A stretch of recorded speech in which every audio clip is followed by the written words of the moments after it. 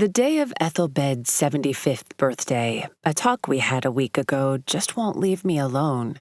Topics of conversation between Ethel and me over the past 4.5 years have ranged from international politics to sheep husbandry to herbal remedies for morning sickness. But this one was different. For the first time, Ethel talked about her marriage. "I loved Eugene," she said, "but I don't think I was ever really happy with him."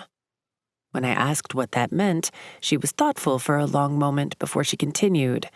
"Well, after he died, I suppose I went through all the usual emotions you're supposed to as you grieve, but I was also angry at him, and for a long time I felt bad about that." I asked her what made her angry, and she said she felt betrayed, but also belittled.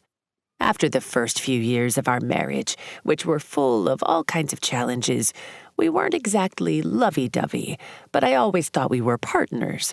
But when I found out that he'd hidden the farm debt from me, I felt like he respected me about as much as he did Barbara, keeping me as ignorant and cooped up as she was." Her phone had buzzed with an incoming text, and she'd patted my hand and thanked me for listening to an old woman's complaints. But before I could protest, she whispered, "That's why I'm going to be making some changes." I never found out what those changes might be, and as I get our wee ones dressed for Ethel's party, I'm wondering if the birthday girl may not be the only one in for a surprise.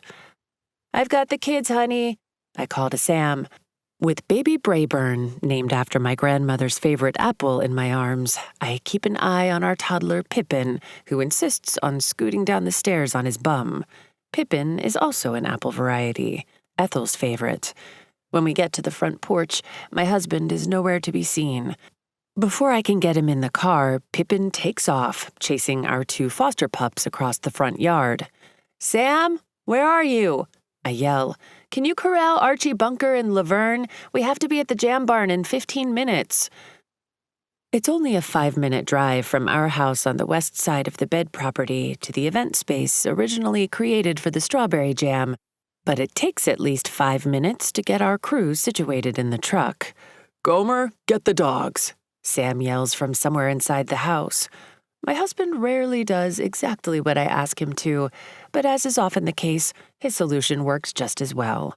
Getting 2 toddlers and 3 dogs into the truck is no small feat, made more difficult today by the fact that Pippin overheard the words party and surprise, so his excitement is turned up to 11. 9-month-old Brayburn probably doesn't get why he's so excited, but her ear-piercing squeals make it clear that she's riled up too. "Who is bringing Gran again?" Sam asks from across the back seat as we clip the kids into their car seats. "Down, Laverne." Gomer gets to sit between the toddlers, but the smaller dogs are relegated to the floor, and Laverne doesn't always comply. "And won't she be suspicious when she sees all the cars?" Sam asks as he starts the truck.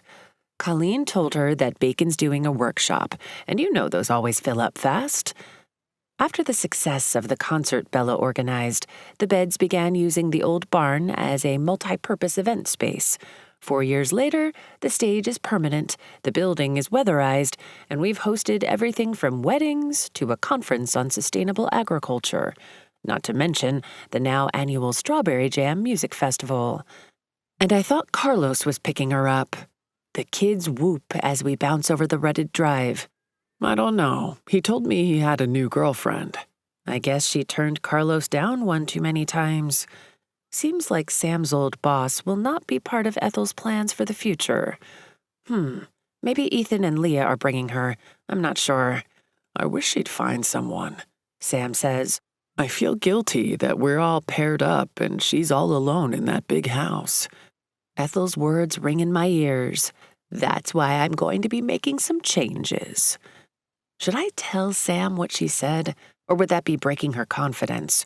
Unsure, I argue. She's never really alone. She's practically running a bed and breakfast with all the interns and woofers she's got in and out of there.